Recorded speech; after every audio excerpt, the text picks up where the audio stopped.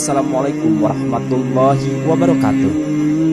Kematian adalah hal yang paling dekat karena tidak ada yang mengetahui kapan ia akan datang, dan tidak ada pula yang dapat menangguhkan dan mempercepatnya walau hanya sedikit.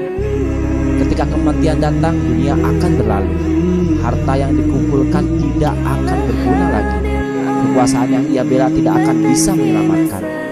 Allah Subhanahu wa Ta'ala berfirman dalam surat Al-Munafiqun ayat 10, dan infakkanlah sebagian dari apa yang telah kami berikan kepadamu sebelum kematian datang kepada salah seorang di antara kamu.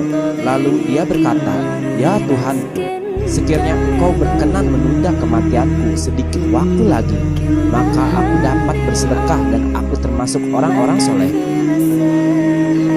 Lantas, mengapa seorang mayit memilih bersedekah jika bisa hidup kembali?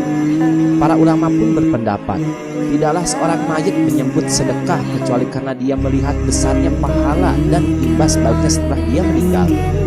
Maka dari itu perbanyaklah bersedekah karena seorang mukmin akan berada di bawah naungan sedekahnya. Rasulullah SAW bersabda, setiap orang akan berada di bawah naungan sedekahnya hingga diputuskan perkara-perkara di antara manusia. Hadis riwayat Ahmad. Maka dari itu bersedekahlah atas nama orang-orang yang sudah meninggal di antara kalian, karena sesungguhnya mereka sangat berharap kembali ke dunia untuk bisa bersedekah dan beramal soleh. Maka wujudkanlah harapan mereka. Dari Aisyah radhiyallahu anhu bahwasanya ada seorang mendatangi Nabi SAW, kemudian dia mengatakan, wahai Rasulullah, sesungguhnya ibuku tiba-tiba saja meninggal dunia dan tidak sempat menyampaikan wasiat padaku. Rasulullah menjawab, seandainya dia ingin menyampaikan wasiat, pasti dia akan mewasiatkan agar bersedekah untuknya. Kemudian orang tersebut berkata lagi, lantas apakah ibuku akan mendapat pahala jika aku bersedekah untuknya? Kemudian Rasulullah SAW menjawab, iya. Hadis riwayat Bukhari dan Muslim. Maka dari itu, ajarkanlah anak keturunan kita bagaimana besarnya pahala serta keutamaan bersedekah. Mudah-mudahan Allah memberikan kita kemudahan, kelapangan rezeki, serta kelancaran untuk selalu bersedekah, agar kelak kita mendapatkan naungan di akhirat karena sedekah kita selama di dunia. Amin. Amin ya rabbal alamin. Wallahu a'lam bishawab.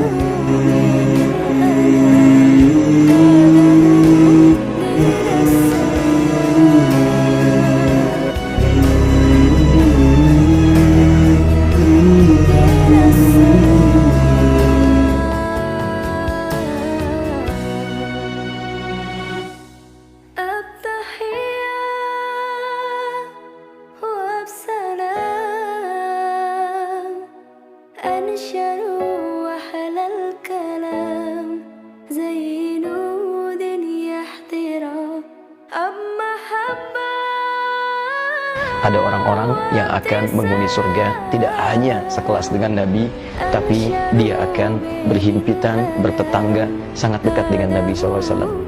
Siapa mereka itu? Kata Nabi, ana wa kafilul yatimi kahataini fil jannah. Saya dan pemerhati anak yatim akan begitu lekat di surga seperti ini. Nabi menggambarkan dua jari yang saling berdekatan. Bagi Anda pendamba surga, bagi Anda pengharap surga, ada tawaran indah dari Nabi SAW. Bukan hanya surga biasa, tapi surga sekelas dengan Nabi SAW, setingkat dengan Nabi SAW, bahkan berdampingan, beriringan, kebersamaan yang sifatnya abadi dan tidak terpisahkan. Pemerhati anak yatim. Melalui ini, saya ingin mengajak kepada teman-teman sekalian, saudara-saudari seiman khususnya, mari kita wujudkan mimpi kita untuk meraih surga bersama Nabi dengan bisa mengaplikasikannya melalui perhatian terhadap anak-anak yatim.